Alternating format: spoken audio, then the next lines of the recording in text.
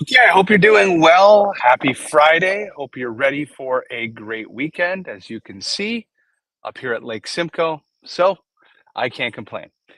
I wanted to be able to help you with prospecting today. It is obviously the most important part, I believe, in a business, other than maybe saving and retaining some capital. But making money all starts with prospecting.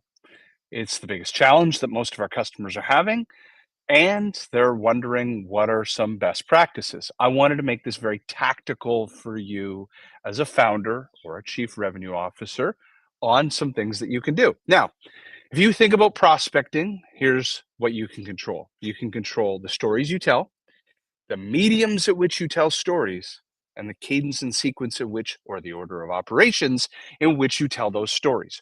We're going to focus on the medium that is LinkedIn. Why? It's very controllable.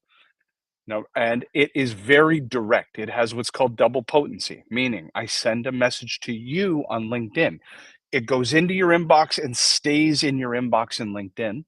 That means you have to find it, you have to delete it from that inbox. And it is then emailed to the subsequent email tied to your LinkedIn profile, which for 70% of executives is on their mobile phone because it is a Gmail. So that's two times that that message is seen by the prospect. There are no gatekeepers scrubbing out their LinkedIn. It is a direct one-to-one message. Now, right now, and I'm feeling the ill effects of this, I'm finding so sharing content on LinkedIn is so important and powerful because people buy from people they like and trust, and people buy from people that are very much like themselves. And the more content you produce that emulates your customer's experience, they feel like you've walked a mile in their shoes. So it's super important. But the algorithms around it and the virality of content, many people are complaining that it seems skewed, it doesn't make sense. There seems to be a reduction in the not only the engagement or the virality of content. You can't control those factors. So what we're going to focus in on the things you can control, which are direct messaging on LinkedIn. And so I'm going to give you the three campaigns that I'm running personally right now and our customers are running that are opening doors. Now, I'm going to actually show you live on this the tool that I'm using to do this. Of course, we're using my offshore agency Get Leverage to use human horsepower to be able to do this at scale and consistently. But let's get right into it. This is not in order of operations. I'm just going to talk it through. Campaign number one is going to be using LinkedIn to drive founder live or virtual events. Why is this critical? A founder meaning because it's coming through me as a founder. It could be through you as XYZ, but the purpose here is live or virtual events. LinkedIn has this unique ability to be like meetup.com meets a billion people.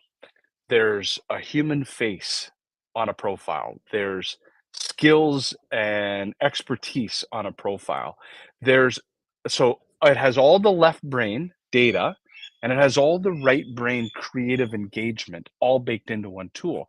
And for whatever reason, it makes up for such an incredible tool when it comes to driving people to come to a place, using it to say, meet me on this webinar, meet me on this LinkedIn Live, that's the virtual side, or meet me at this coffee shop, see you at this conference. I'm running a live event for a dinner, breakfast, wakeboarding. We've done all these sort of live events. It has been incredible from a return on investment. Typically, we bring 30 for us when we do it. We bring about 30 founders into a room. It takes me no more than a couple weeks to fill that room, whether that's a boat or a restaurant or a convention center, whatever it is.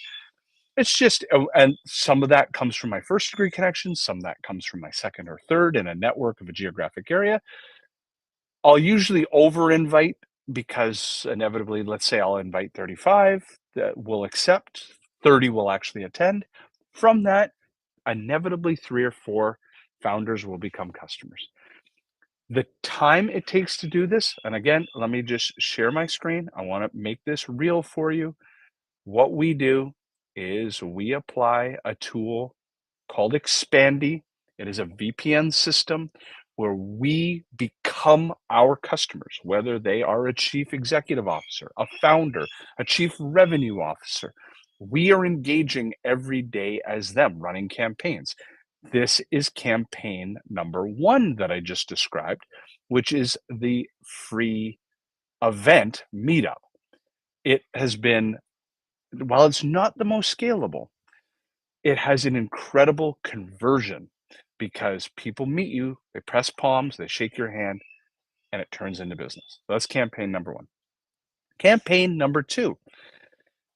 Now, I got this idea from Bryn Tillman, so I want to give her a shout out. It is such a great idea. I don't know why it took me so long to figure this one out. She calls it permission based. So, this is a permission based content connection to a guest for something. And for me, that's a guest to be a on our podcast, Outsource to Profits. So here's how it works. What you end up doing is you find an influencer in a market. I'm going to make this real for you. Influencer in the founder market, Dan Martell, friend of mine, who talks to SaaS founders about scaling their business. You can actually do a search on LinkedIn for the people that follow Dan. So the founders that find Dan's content interesting. I engage those founders and say, listen, you and I both are really love Dan's content. I ski with Dan every year at Baldface. By the way, I have a podcast for founders. Here's what we talk about. I'd love for you to tell your story on my podcast. We're doing this thing called the Founder Series. Here's 2 questions I'm going to ask you, and we're going to stitch them together with other founders. Who doesn't want to tell their story? So the founders come on this podcast. We have a great time. We build a rapport. We're not having a sales qualified meeting. We're not doing demo and discovery, but we're building a relationship. And based on the way I ask questions, it's very clear that I have some acumen about certain topics. And inevitably, what happens is they'll say, by the way, can you tell me a little bit about your business? And we might dive into a topic. And that doesn't mean everybody does it, but a percentage of those founders, again, your market, they went from, thank you for thinking of me. I'm going to be on your podcast or a quote in your newsletter, what have you. You get to meet them. You jump on a Zoom, a Teams, a Google Meet. You build a rapport, and then they inevitably ask the trigger word. What do you do? Tell me more. And we dive into that. And a percentage of those convert into opportunities. The reason it's called permission based, I actually don't know why Bryn calls it permission based, but it really is permission based. But ultimately, you've asked, can I have you on the podcast? Then they're on the podcast. You don't ask them to let you tell them about your business. You wait for them permission. Now I'm thinking about it aloud. That's why it's permission based, because they're asking me, tell me about your business. And only then I may have a quip or show them something quickly, but then we schedule something in the future to do a proper demo and discovery, and a percentage of those convert. That's number 2. Number 3 is benchmarking tool. I'm a believer that every meeting that you're trying to book is a time for knowledge exchange. You, the prospect, what you have is time to give me. That's what I'm trying to acquire. And what I have is knowledge you don't have. Now, the only way to make this trade, which trying to book 30 minutes into the future is a trade, I have to articulate that the knowledge that I have is worth the 500, the 5,000, whatever you value your time at, is worth that $500 an hour. So I'm going to give you something quantitative, something you could touch and feel that helps wet your whistle, that helps you understand, oh my God, like I never thought of it that way. Now, for us, what we've used is benchmarking tools. As an example, financial calculators that show the opportunity cost of growth, of the changes to your gross margins or your cost of customer acquisition. What we do in my offshoring agency is we show the opportunity cost. Oh, you were going to hire somebody in social media in Toronto to post on social media for you? That's $70,000 a year. What if you could have that same result for $1,000 a month? And then I show the opportunity cost to their profit margins, to the headwinds that they've been creating for themselves in uh, in required revenue to cover that profitability. So long of the short is I give them something really tangible, and I say, "Listen, you need to focus in on this. This is really important to your role and your business. If you wanna actually explore how this works more concretely or you wanna do a deep dive, let's book a meeting and let's go over this." That has been so valuable in opening doors. You give something, and then you're asking for time because you've given enough knowledge that it's worth the time.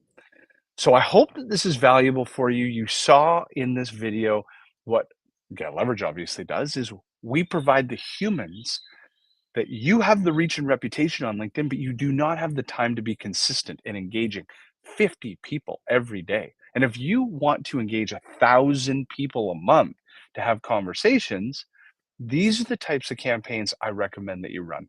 I hope you found this valuable.